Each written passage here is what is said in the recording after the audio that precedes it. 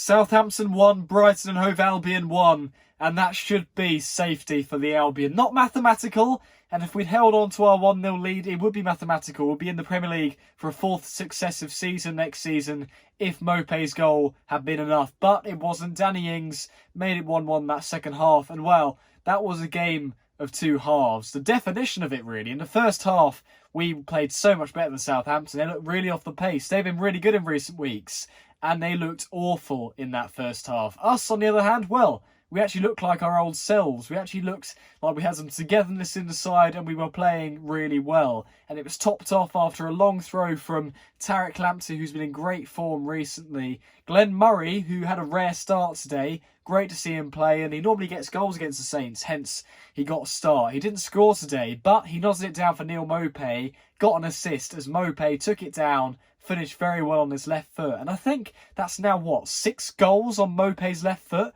That's not his strong foot. His strong foot's his right foot. He scores a real variety of goals. He's scored a couple of headers this season. I think he's only scored one with his right foot, but that is double digits for the season now for Neal Maupay.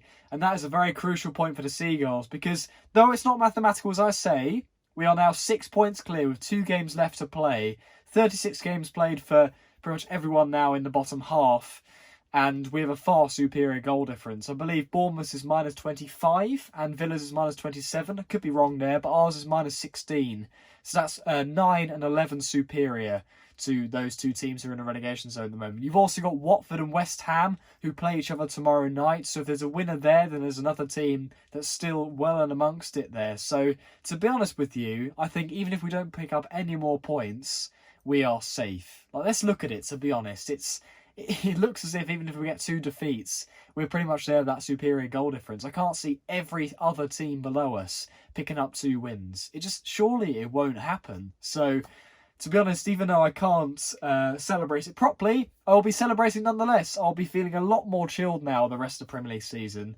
And I think the pressure will be off the players as well. You saw them fighting until the end there.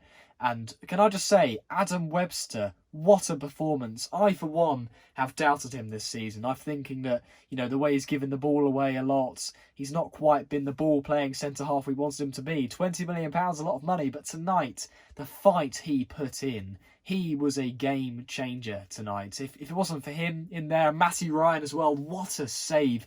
Yannick Vestergaard, the Southampton centre-back, goes for one from range. Absolute thunderbolt towards that top right-hand corner. And Matt Ryan tips it onto the crossbar. An incredible save from Matt Ryan. A lot of people have been saying to get him out of the team. I even saw a couple of comments earlier saying Jason Steele should start or David Button. Are they all right? Matt Ryan, what a save. Proving he is our number one keeper once again. And yes, he's had a few dodgy moments this season and he did fumble one towards the end of the game tonight. But he is the number one keeper for me by far and he showed that why tonight. But going back onto Webster, heroic performance. At the end, he got injured, really in the wars, putting in some big blocks. A massively brave challenge to get in between Matt Ryan, who also clashed and hurt his rib.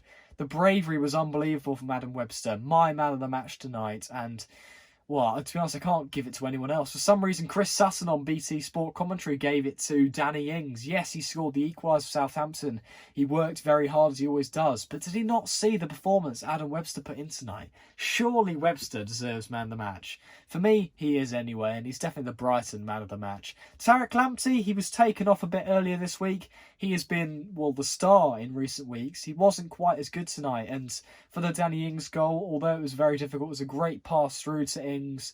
Maybe Lamptey should have intercepted that pass. Maybe he should have tracked the run better of Ings. But it is Danny Ings. He scores his 20th goal of the season, I believe it is. A top-class striker. You can't take too much away from Lamptey, but not quite the same level of performance. But we can't expect him to be man of the match every single week. He's only 19 years old, the fella. So got to cut him a bit of slack. But on the whole, a much worse second half compared to the first, and squeaky bum time indeed. Hitting the bar, obviously, Vestergaard tipped onto the bar by Matt Ryan. Heroic block on the line by Lewis Dunk, another contender for man of the match. And, well, we worked so hard for that point. You can see what it meant for the players at the end. To Graham Potter, who's biting his nails. He looked terrified. But they all know now that that should be enough to safety. No, they're not going to celebrate like me. They're not going to celebrate because it's not mathematical yet. Anything can happen. It's the Premier League. I mean, Leicester won the title the other year. Anything can happen. You've seen great escapes in the past. Leicester for one as well, the season prior to their league title. But I think that's enough. The 4th successive season in the Premier League. Absolutely unbelievable. Just shows how far we've come. Seeing the bench today, some real top-class players on the bench, bringing on 5 substitutes, all of top quality. Just shows how far we've come now. And the fact you can't put Alireza Jahanbakhsh on the bench just shows how incredible our squad depth is. And yeah, we can't keep up with the likes of Man City and Liverpool and those with a lot of money. But in terms of the sides in the bottom half with us, maybe we can compete next season and see what we can do. Maybe try and move towards a mid-table spot or maybe even top half. But that's a long way ahead yet. We need to secure survival and we can do that. We play Newcastle at home on Monday night and then the final game of the season away at Turf Moor, away at Burnley next Sunday on a 4 o'clock kickoff when all of the games go on at the same time. So very excited for that. I'll be a lot more chilled out for it. Let me know, guys. Sorry, muttering over my words with the excitement. Let me know. Is that enough for safety? Is that enough for survival? We're 6 points clear, 2 games left, a far superior goal difference. Is that enough? Let me know in the comments. Leave a like if you enjoyed it. It'd be great if we could hit 25 likes. Shouldn't be too much for an ask. We seem to hit in and around that most weeks. So, as I say, thank you very much for watching, guys. I'll be back for the Newcastle game to react to that. And I might even, I'll talk to my mate Danny, who's a Newcastle fan, see what his opinion is after the game as well. Maybe chuck a clip of him in. But anyway, thank you very much for watching. Leave a like if you haven't already.